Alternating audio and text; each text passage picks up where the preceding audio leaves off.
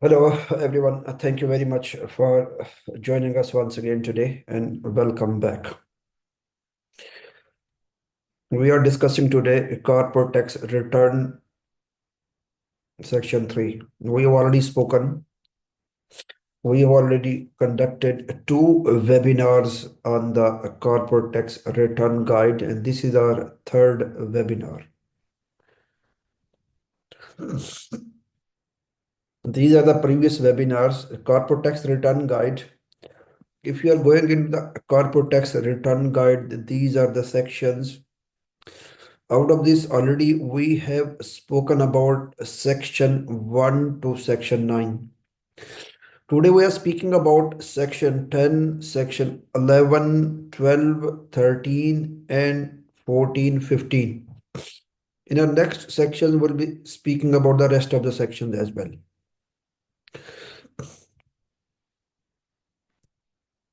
So if you are going into the guide issued by the FTA, how to determine the taxable income, you will find there that the basis is accounting income. This is accounting income. This is the basis. So basis is the accounting income. They have taken this base accounting income. Then they have adjusted unrealized gain and loss exempt income. They have adjusted relief. Then they are asking us to adjust the non-deductible expenditures after this. After there, they are asking to make the adjustment about the reliefs, any other adjustment, then we are arriving at taxable income or tax loss. From the taxable income or tax loss, once we arriving at the taxable income or tax loss, then we need to make the adjustment about the losses. These losses can be carry forward losses or it can be losses that we are taking from other taxable person. After making this adjustment, then we need to arrive at the tax liability. From the tax liability, we need to adjust the foreign tax credits. Then it will be the net amount that will be payable to the Federal Tax Authority. So what I'm trying to say basically, whenever you are making accounting income as your base, you are mapping the accounting income into the taxable income, then you are mapping the accounting expenditure in your taxable expenditures. Then you have accounting tax sales, tax deductible expenses. Whenever you are deducting these deductible expenses out of the taxable sales, then you are arriving at your taxable income. From the taxable income, you need to make the adjustment of the losses. Once you are adjusting the losses, then you will be arriving at the net taxable income. Then you, based upon that net taxable income, you will be calculating the tax liability. After calculating the tax liability, you will be adjusting the foreign tax credit. Once this foreign tax credit is being adjusted, then you will be arriving at the net tax payable to the FTA or net refund from the FTA. This is the basically follow up the information, or you can say the how the return has been structured. So out of this, the point that we've already discussed, as I mentioned, section 9 we have already discussed. These section 9 other adjustment we have already discussed. We are discussing today section 10. This section is tax liability review and decision.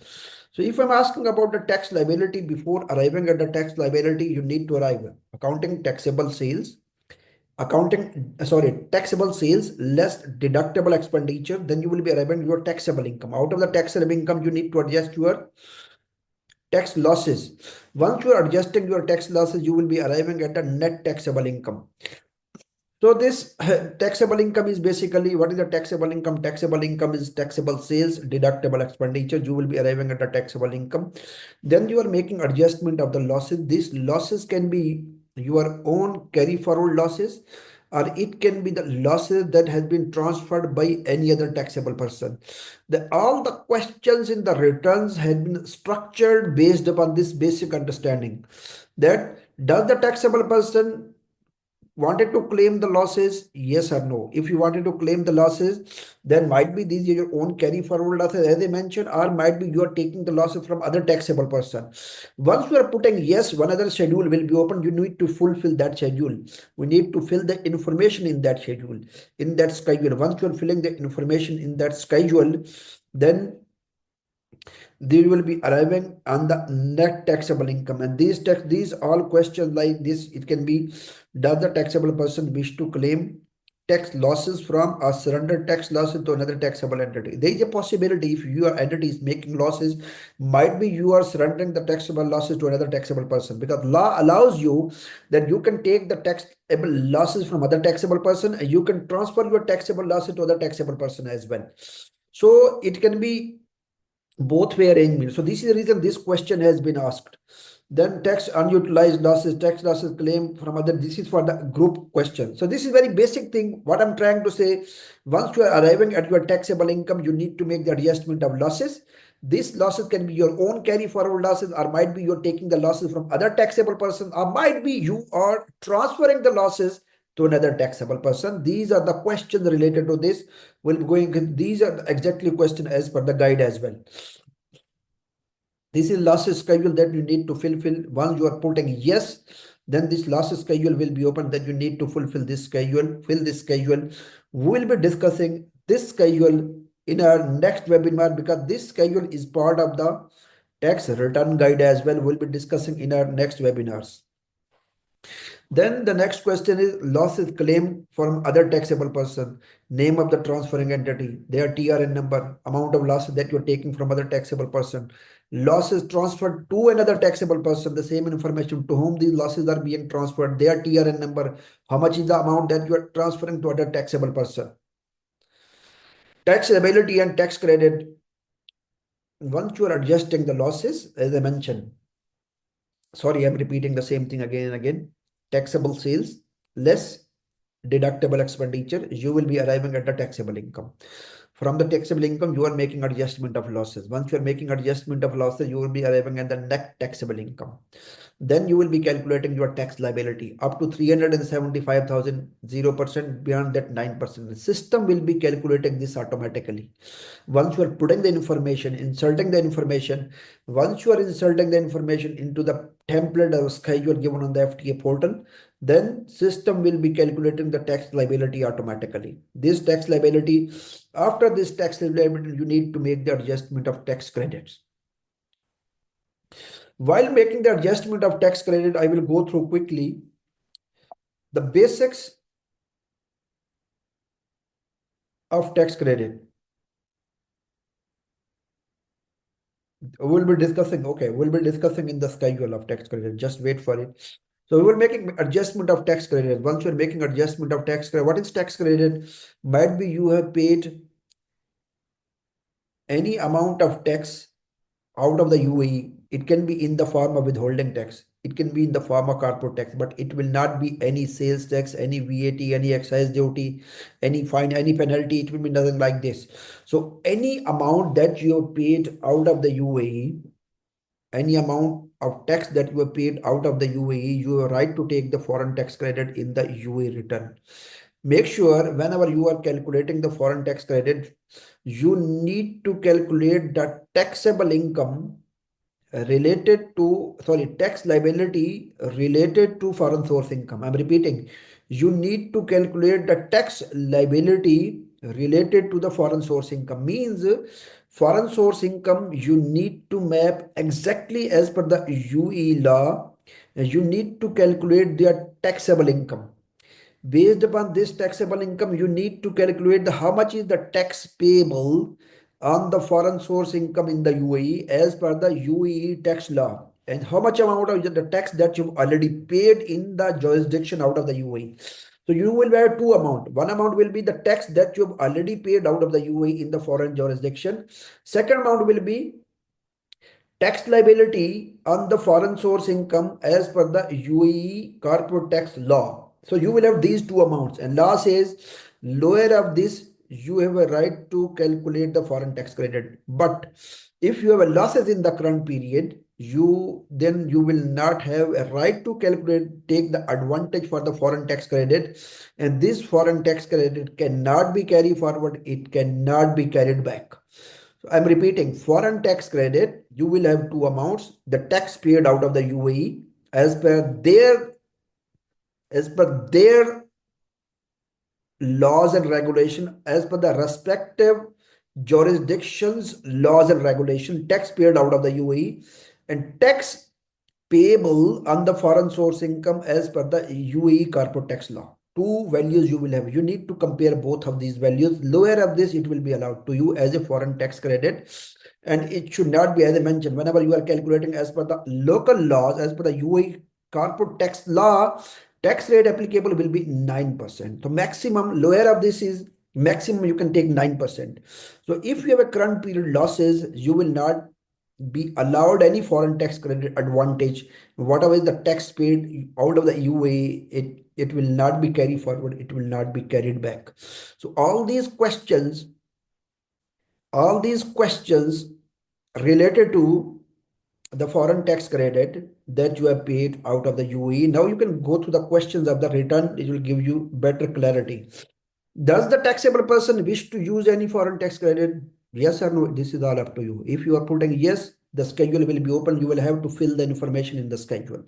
If you are putting no, the return will allow us to proceed further. Assuming you are putting yes. Once you are putting yes, how much is the foreign tax credit? Then which country?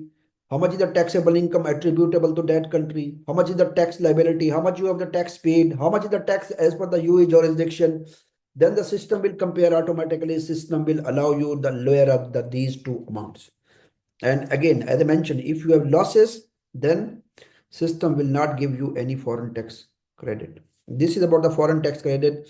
These are estimated provisional figure in the return. Might be you already created the provision. If you already created the provision in the return, you need to adjust and put that number as well. So these documents you need to attach. You can go through the documents. I'm not going into the detail because we have so many other things to discuss. These are very basic information. We have already spoken so many times about this. You need to review it. You need to declare it. Then you need to put your name. A taxable income system is calculating and you need net amount of tax it will go. Now I'm going through the guide quickly. This is the foreign tax credit. I believe you will be able to see this. So these are tax losses that we have already discussed. If you're going through the question, the other taxable person brought forward losses, taxable claim tax losses, surrender means you have own losses, might be you are transferring, surrendering losses, tax losses utilizing the current period because you can carry forward the losses for unlimited period of time, but it should be 20, it should be, I think it should be 75% of your taxable income as far as I can remember. It can be adjusted. Remaining will be carried forward for unlimited period of time. Tax losses claim. This is for the group. Might be any member of the group has tax losses, and that member is surrendering the losses, receiving the losses, transferring the losses. Then this is regarding the tax group losses, tax group and brought forward losses. So if you are going through in detail about this, whatever we will discuss, some basic questions are there. Nothing other than this. Other group entities, tax calculation and tax credits. Taxable income after tax loss adjustment. This is what we discuss. Taxable income losses will be adjusted. You will be arriving at a net taxable income. Corporate tax liability system will be calculating 0% up to 375,000. Beyond that 9%. Once you have this liability, then you need to adjust the foreign tax credit. These are the tax credit sections. Corporate tax payable. Provisional thing we have discussed already. Might be you already created a provision in your return. You need to adjust it and system will adjust it automatically to arrive at the final liability. These are the review and declaration. What is the date? Confirm who the return is being prepared, who is submitting, name, person, all the very basic information, not going into detail. Coming back to the free zone schedule. Now we will discuss return is final, by the way. Return is final. Now these are the schedules. Whenever you are wherever you are putting yes, sometimes system is asking to fill the information in the respective schedule. And you need to fill the information in the respective schedule. This schedule is for the free zone person schedule. And before going to the free zone person schedule, I will request you, let's go together. Summary of the free zone person. Then we would in a better position to discuss these questions. So what is the free zone person? Free zone person is qualifying free zone person. It can be only juridical person. Other than this, no one can be the a qualifying free zone person. These are the basic conditions for becoming a qualifying free zone person. By default, you will be a qualifying free zone person. Just keep in mind. These are the 6 conditions that you need to maintain to keep yourself as a qualifying free zone person. These conditions should be met throughout the period of time. These are the relief the qualifying for free zone person cannot get it. Qualifying free zone person, they need to maintain the adequate substance in the free zone, but if they're in the distribution business, they need to maintain the adequate substance in the designated zones. This we have already discussed. This is the qualifying free zone person. Income, qualifying income derived from other free zone person, where the other free zone person is the beneficial recipient. Revenue derived from the non-free zone person from the qualifying activities except excluded activities. Qualifying intellectual property revenue derived being the qualifying intellectual property. One stream of the commercial property we have already discussed, that is qualifying income as well. So any other, if the de minimis criteria is being met, where the other non-qualifying less than 5% or 5 million, whichever is lower, that will be considered qualifying income. Just keep in mind, because we need to go through the questions of the guide. We have discussed this. If the qualifying free zone person, okay, if the qualifying free zone person is making transaction with other free zone person, which is the beneficial recipient, qualifying income. If the qualifying free zone person making anything with the non-free zone person, qualifying activity, it will be considered as qualifying income, assuming these are the not excluded activities. This is qualifying income of the qualifying free zone from the qualifying intellectual property. This is based upon the formula, and based upon this, some portion of the qualifying intellectual property can be qualifying income. Rest all it will be subject to tax at straightforward 9%. One stream of the commercial property is a qualifying income. Rest of the all income related to that, it can be non-qualifying income. Income that is being generated from the domestic PE, foreign PE, straightforward subject to tax at 9%. So basically, 4 income of the qualifying free zone person will be straightforward subject to tax at 9%. Remaining income will be qualifying income. It will be zero rated. There are no concept of 309% up to 375,000. Just keeping this in mind as well. So this is the basic criteria for the de minimis criteria. 5% of the total revenue of 5 million, whichever is lower. So this slide is very important, very, very important. Whenever you are addressing the questions given in the UAE Corporate Tax Return, you need to have a thorough understanding about the classification of revenue. So qualifying free zone person, the revenue can be classified into exempt income or it can be a taxable income. Exempt income, we have already discussed so many times. What is exempt income? It can be dividend or it can be income being derived from the participation exemption. We'll discuss this. So taxable income, these 4 incomes of the qualifying free zone persons are straightforward subject to tax at 9%. Domestic PE, foreign PE, immovable property, except the one stream. Income from the intellectual property, except the qualifying income of the qualifying intellectual property. Other than this, these 4 income are straightforward subject to tax at 9%. So initially we split the income into exempt income, taxable income. Out of the taxable income, some income has gone straightforward subject to tax at 9%. Remaining is the other income. Now we need to look into this. This other income is my qualifying income or non-qualifying income. And non-qualifying income should not be more than 5% of this total income. This total income. This, whenever we are considering total income, we should not consider this, we should not consider this. We need to consider only this revenue. So non-qualifying revenue means income from excluded activities, free zone person who is not subject to beneficial recipient, non-qualifying activity from the non-free zone person. This is my non-qualifying revenue. This is my qualifying revenue. We have already discussed income that is being generated from the other free zone person who is the beneficial recipient, income that is being generated from the non-free zone person from the qualifying activities, one stream of the commercial property, qualifying of the qualifying intellectual property. 4 income will be qualifying income. These income will be non-qualifying income. This non-qualifying income should not be more than 5% of this total revenue. I believe everybody is clear. Then we'll be going to the question directly. These are the excluded activities. I think we've already discussed so many times. You can go through this. These are the qualifying income. I'm asking whenever the qualifying free zone person is generating any income from the non-free zone person from the qualifying activities, it will be zero rated as well. So these are the qualifying activities. Calculating taxable income, your exempt income of qualifying free zone person, exempt income, taxable income 9%, 0%. This is the four income that we discussed earlier. This is the qualifying, non-qualifying, where this is non-qualifying income, it should be less than 5% of the total income. We have discussed this. If there are any expenses of the qualifying free zone person, it should be allocated in between the exempt income, standard rated revenue, and qualifying revenue. Very simple, but where there are direct expenses will be allocated directly.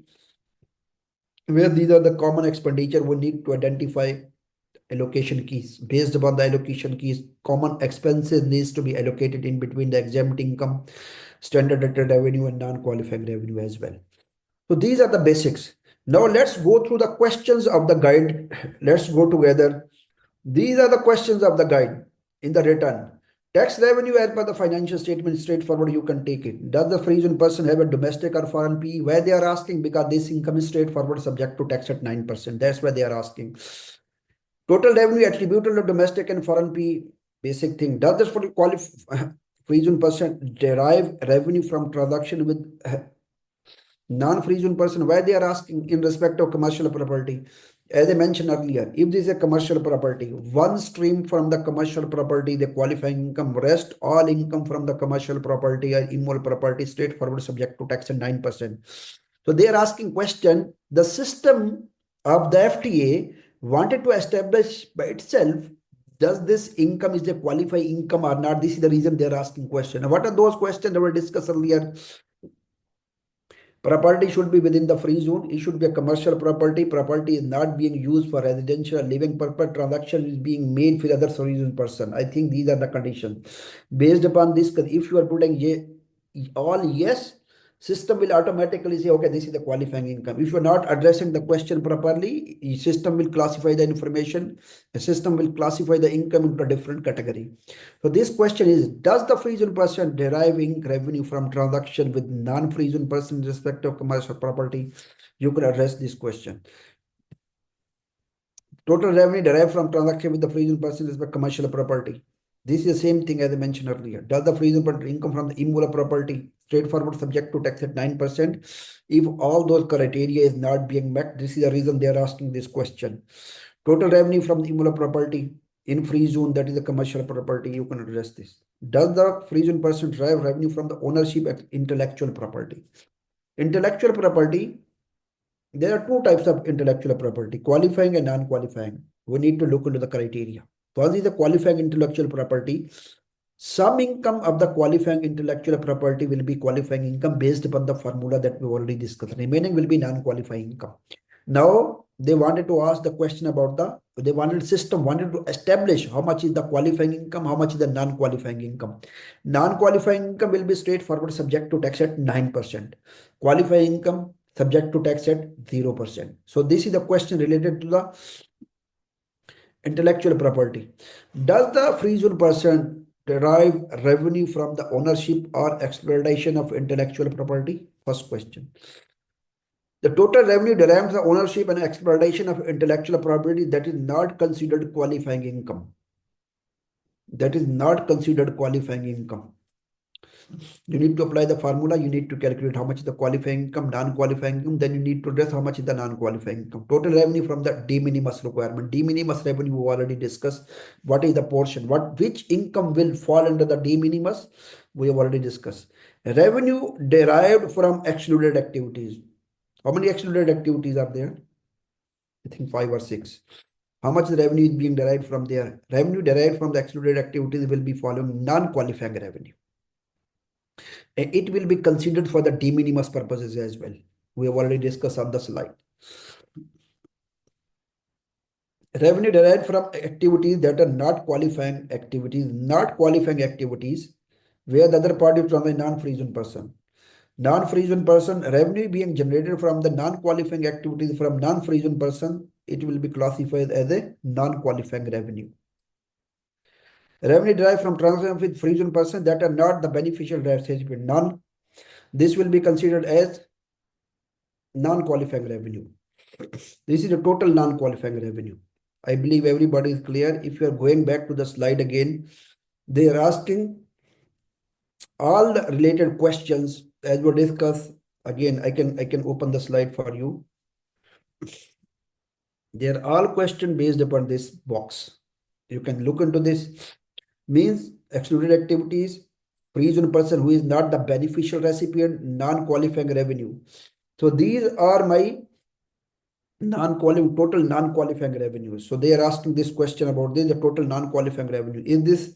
Is the de minimis requirement met? While calculating the de minimis criteria, I'm repeating, this revenue, non-qualifying revenue divided by this revenue, while calculating this should not be included. This revenue should not be included. This revenue should not be included as well. So this is the question they are asking. Is the de minimis requirement met? Yes or no? Now qualifying revenue. We have already discussed the categories of the qualifying revenue. Now all these questions about will be related to the qualifying revenue. What is the qualifying revenue?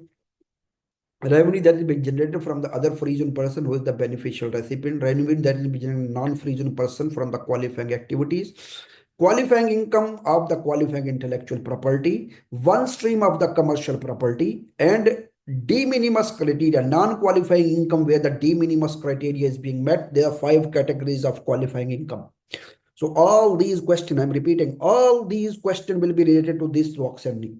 Now revenue derived from the free zone person except from income derived from the excluded activities, except for excluded activities. Because excluded activity, even you are generating the revenue from the other free zone person, but this is from excluded activities, it will be falling under the non-qualifying revenue.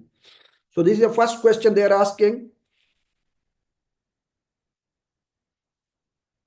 I am receiving questions. We'll be looking into these questions by the end of the webinar.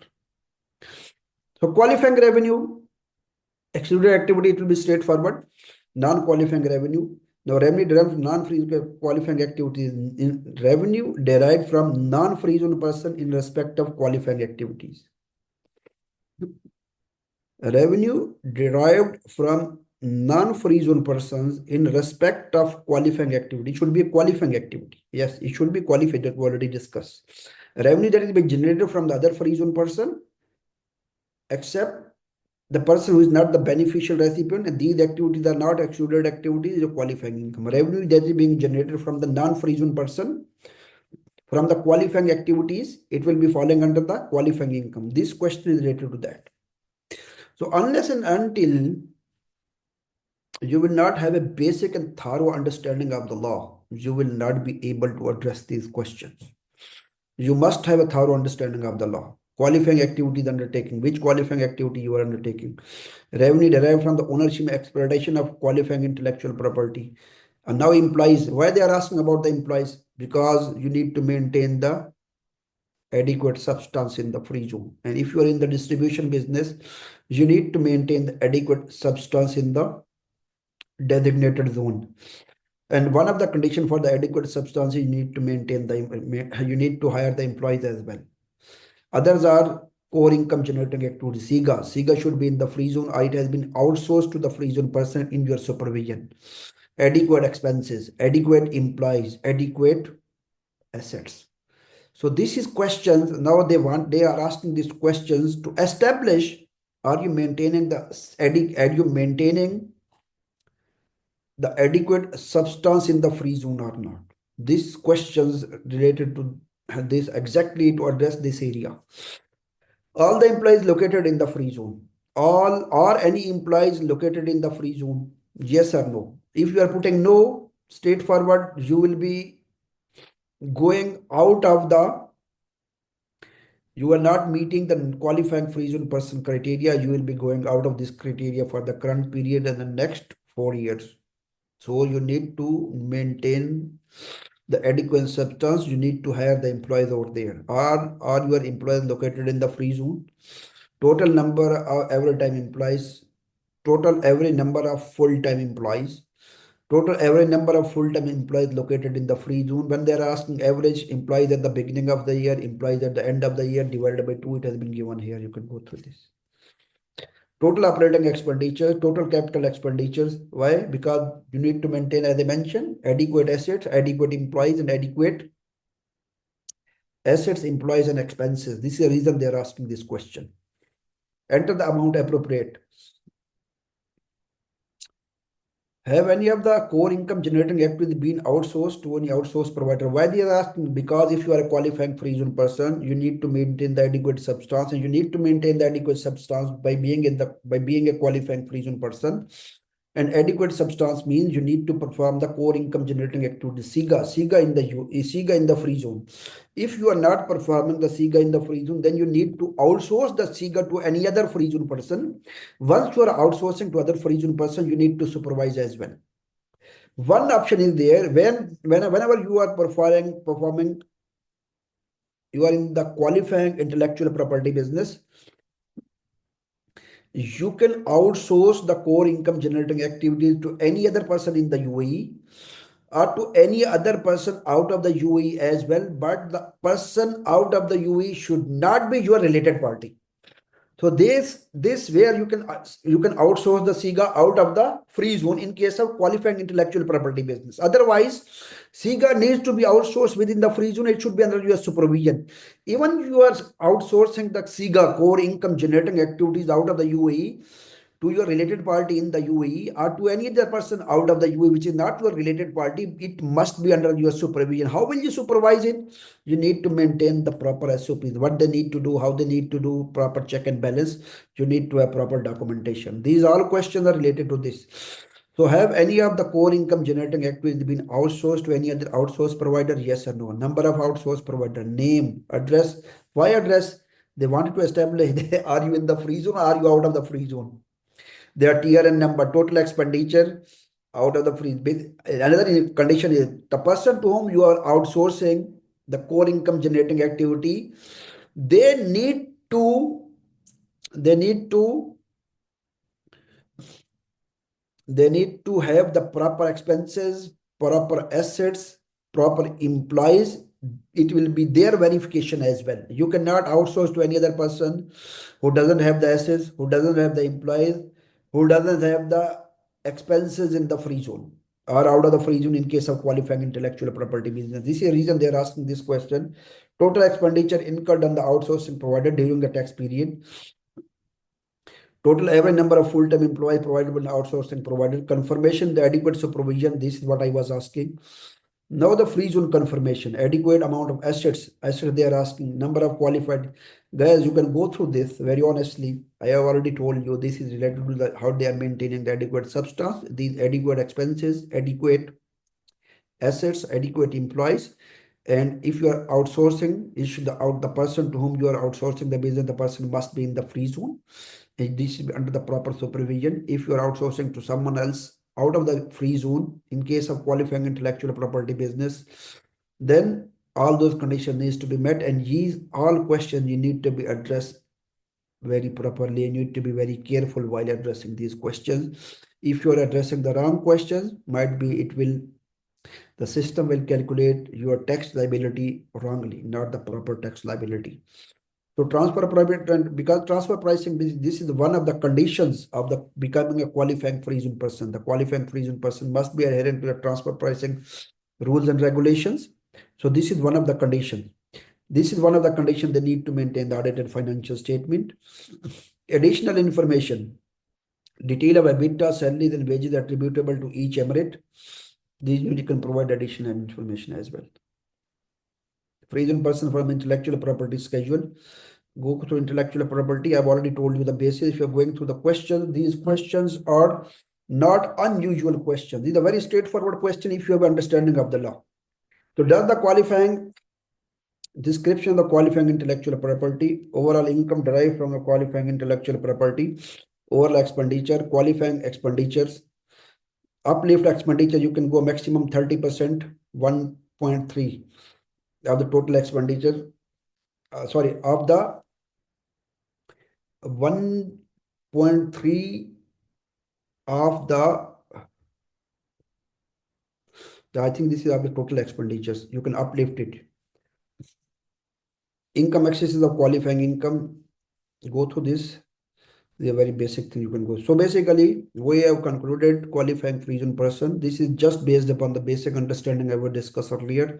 If you have any specific questions, I'll be happy to address the question. You can drop me an email. Dividend schedule. For the dividend, let's go back to the basics once again. The basics for the dividends are, what are the basics for the dividend? These is what we have discussed already. If you are getting a dividend from the resident juridical person, it will be straightforward exempt without any conditions. And if you are getting a dividend from the any person who is not a resident juridical person, it will be exempt based upon certain conditions. These conditions are investment in the equity up to minimum 4 million or 5% of their equity capital, minimum for 12 months. They held for 12 months, they have intention to hold it for 12 months. Then where you are making the investment, their assets are not being invested in the holding company more than 50%. These are some conditions over there. If these conditions are being met, then your dividend from the participation exemption will be exempt as well. But here we are not discussing the dividend that we are receiving from the participation exemption. Here we are discussing the dividend that you are getting from the resident juridical person. So what are the questions they can ask? What is the name of the resident juridical person? What is the TRN? What is the address? Now, after discussing this basic, let's go back to the question given in the return schedule. Company name, from here you are getting the dividend. This company will be resident juridical person.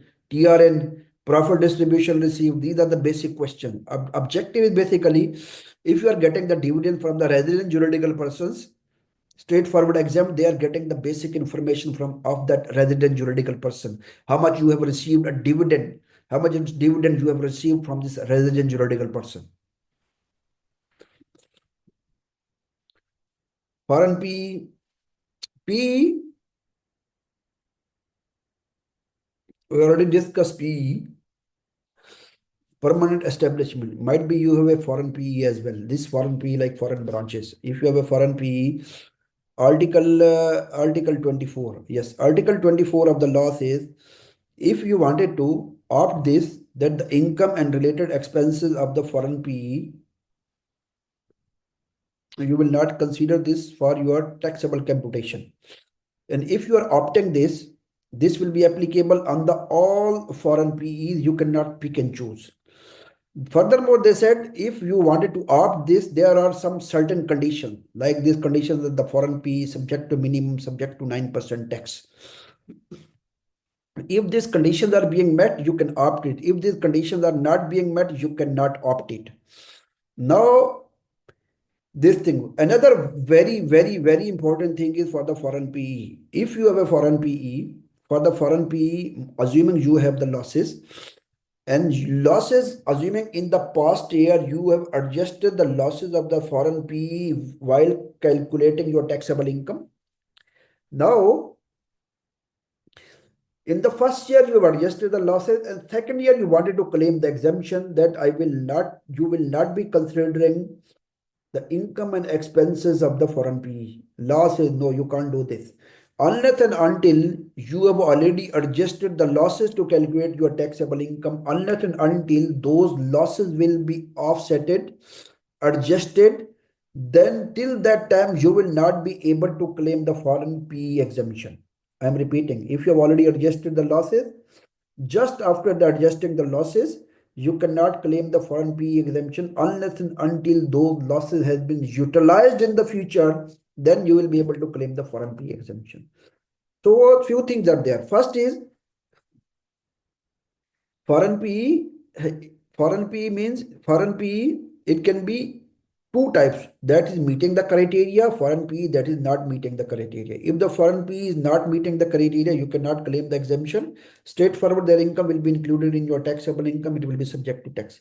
And the foreign PE that is meeting the criteria and you can claim the exemption, it can be two categories, meeting the criteria, yes, or and yes, if this is meeting the criteria, then you have claimed the exemption, you have not claimed the exemption. If you have not claimed the exemption, it will be included in your taxable income straightforward. If you wanted to claim the exemption, now two possibilities further. Does the foreign PE has already adjusted any losses while calculating your taxable income? Unless and until those losses will be utilized, you will not be able to claim the foreign PE exemption. All these questions basically based upon this understanding. Now you go and go to this is prior period. Why they're asking prior period question? Because there is a possibility that might be you already adjusted the losses and you are now claiming the exemption. As I mentioned, till the losses will be utilized, you will not be able to claim the exemption foreign PE. They're asking. They're asking which tax period, but this will not be, this section will not be applicable for your first return. Which tax period? Taxable income attributable to the foreign PE. Tax loss attributable to the foreign PE. Was a foreign PE election made in respect of tax period? Election made or not? Does tax loss is attributable to the foreign PE which has been utilized against taxable income? Tax loss is attributable to the foreign PE which has been offset against subsequent taxable income. Carry forward losses of the foreign PE. So the objective of the question I have already told you why they are asking. They wanted to make sure that you can have you are right to claim the foreign PE exemption, but you've already adjusted the losses, offset the utilize the losses unless and until these losses are being offset, you will not be able to claim the foreign PE exemption. And there should be a criteria that eligible and ineligible PE as well.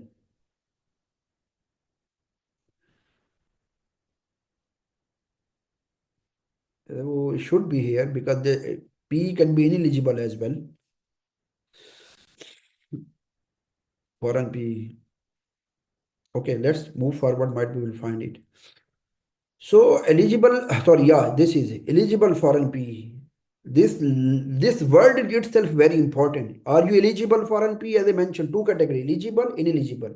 If this is eligible, why it is ineligible? Where you are not meeting the condition. Income will be straightforward. Eligible, then you need to include you wanted to opt or not opt. If opted, have you already adjusted the losses or not?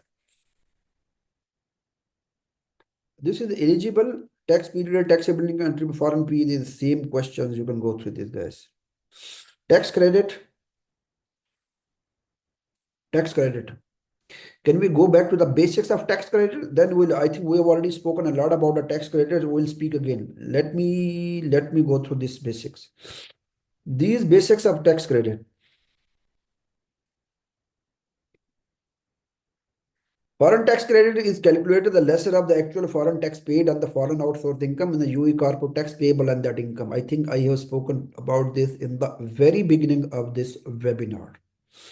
FTC, foreign tax credit available for the foreign withholding tax as well. A lot of people are asking, withholding tax is not subject to foreign tax credit. No, you have a right to take the foreign tax credit on the withholding tax as well.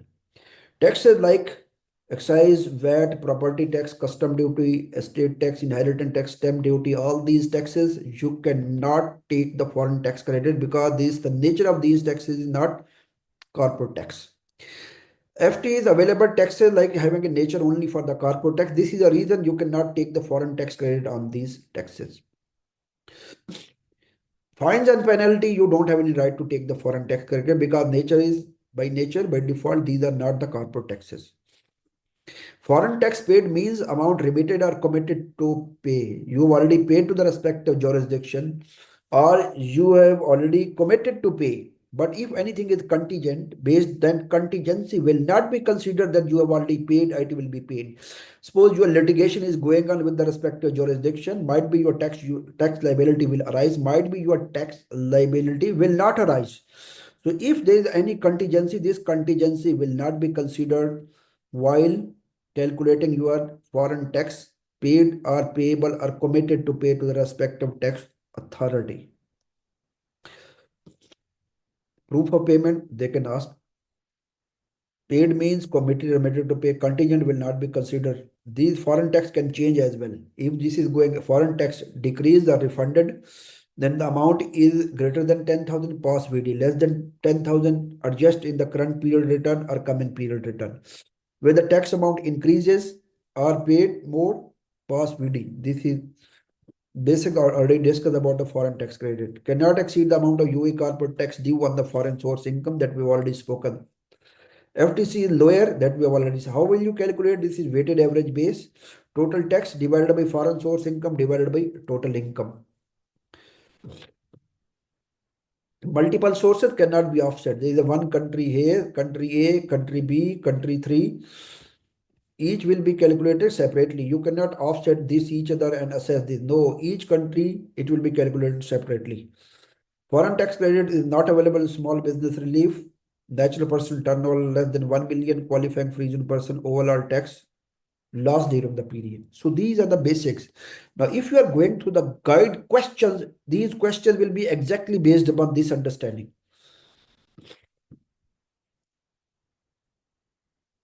Country from which jurisdiction you are getting the foreign tax credit or you are paying there the taxes. Taxable income attributable to that country.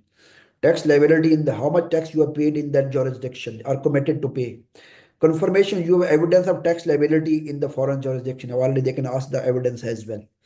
Nature of the tax credit, withholding tax, normal corporate tax. What is the nature of the tax credit that you want to take? As I mentioned, you cannot take few inheritance tax, VAT, property tax, fines, penalties. You cannot take foreign tax credit. This is the reason they're asking what is the nature of the taxes that you have paid out of the UAE in the respective jurisdiction.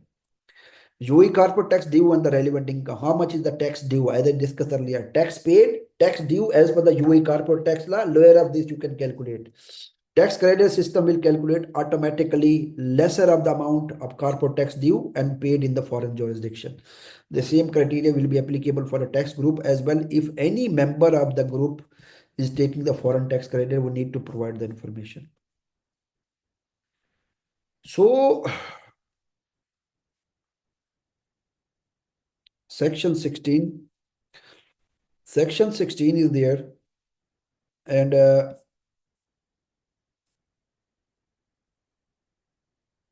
yeah. 16, related party, tax losses, participation exemption, trust capping rules, tax relief. I think we need to take two more webinars. Important thing I wanted to announce here. Today we have launched calls.com. Calls.com stand for Crest Cooper Online Learning School. This is a UK based school, and why we have launched it, basically we are planning to provide education through the system. I just wanted to give you a demo. I will take your just 1 minute, not more than this. Based upon this, I will be speaking about this. Then we are planning to cut our webinars that we're going to do on weekly basis, and we'll be speaking through. This is calls.com. If you are going on the website,